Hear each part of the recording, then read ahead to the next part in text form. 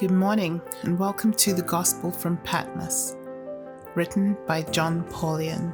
It's a daily devotional with everyday insights into living from the last book of the Bible. It's May 6th. My name is Donna Marie Duncan.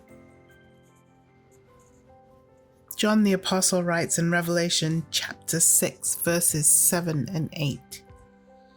And when he opened the fourth seal, I heard the voice of the fourth living creature saying, "Come."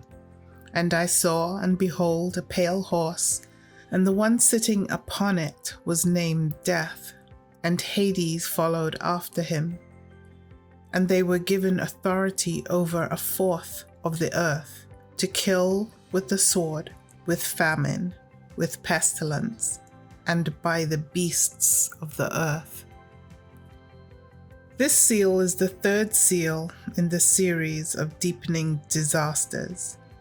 While the language is literal, speaking of war, famine, and pestilence, the description reflects the progressive spiritual decline of those who reject the gospel.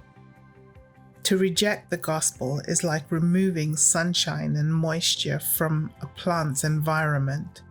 Nothing can grow without water and light.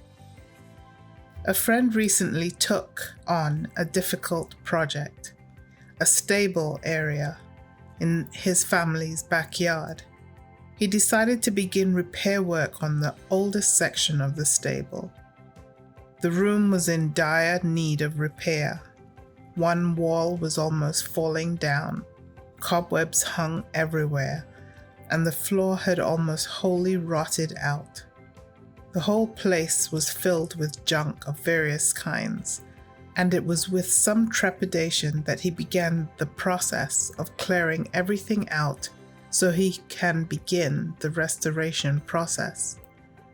The first order of business then was to remove all the junk from in the room and knock the one wall down before it collapsed of its own accord. That done, Jim had to decide whether to remove the existing floor or build on top of it. Finally, he decided to rip out the floor that had almost totally rotted out after decades of neglect. The demolition of the floor exposed the ground underneath the stable. Jim was really surprised by the absolute depth that existed underneath the floor after several decades. The soil beneath the structure had turned into a very fine, powdery substance. Because no moisture or light had reached it for years, the ground almost completely lacked any kind of life. The only things living there were some nasty-looking bugs that spent their existence boring aimlessly through a maze of silver dust. Our spiritual life will rapidly decline unless nurtured by the water of the Word and the sunlight of God's love.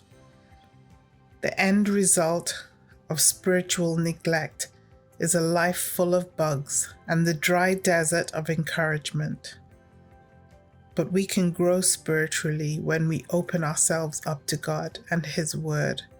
Spiritual renewal means ripping open the floorboards of sin that separate us from God and tearing down the walls of distrust and distraction that keep the sun from shining in.